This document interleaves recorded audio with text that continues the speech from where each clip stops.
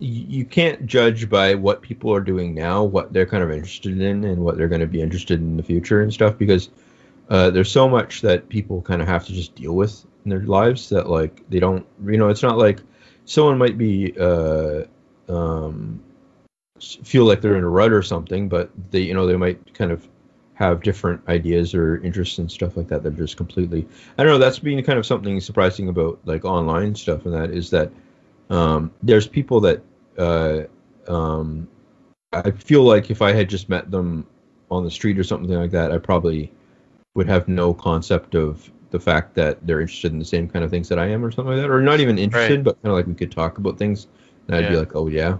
I think that's one thing that's kind of like I feel like sometimes though that's the problem is that people do go in the opposite direction of that online, where they kind of go, well, I can never talk to anyone that I know in real life because they're just completely different from me or something like that. I don't Because know. they're not For me, furries or something. yeah. I think that's part of it. I mean, I do think people um, they kind of convince themselves that they're part of like a small online clique or something like that. And I don't know. If anything, it's made me a lot better at. I feel like, I mean, than I was. Maybe not great, but like a lot better than I was relating to people on an everyday basis, like just chatting with random people a bit and stuff. Yeah. Yeah, So. it's been a little bit of both of that for me. I think it kind of confirms for me that a lot of people are just not worth talking to. Okay. Yeah. It's like, Yeah. okay, I get what you're about, and there's nothing else going on there that I'm, you know, I mean, that's a, Yeah. that's probably not fair to say, but in terms of like what I'm realistically gonna get out of engaging with a person, Yeah.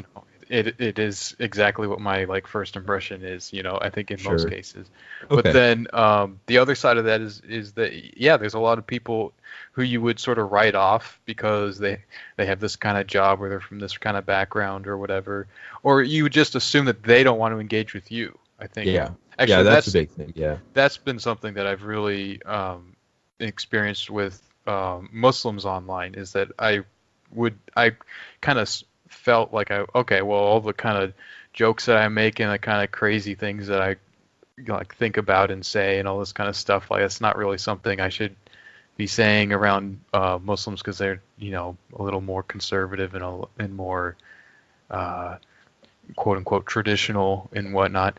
But at least with the people that I've met on Twitter, it's been surprisingly like far more open and whatnot than I had Yeah. expected. And in my real life interactions with a lot of Muslims, a lot of them around me don't even really speak English that much, and they don't really seem eager to interact with me too much beyond just like pleasantries and whatnot, so we don't really get into those kinds of conversations. Yeah. Um, but it's just, I don't know, it's cool to just see that, people